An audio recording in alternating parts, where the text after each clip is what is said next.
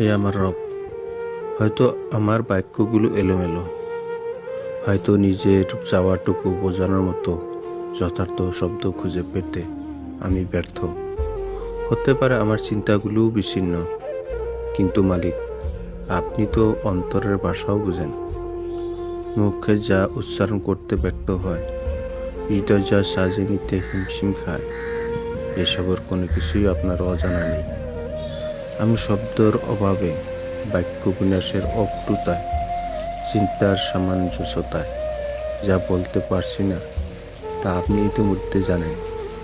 সুতরাং আমার ব্যর্থতাকে আপনার দয়ার দ্বারা পরিবেষ্ট করে আমার অন্তরের চাওয়াটুকু পূরণ করে দেন। আমিন।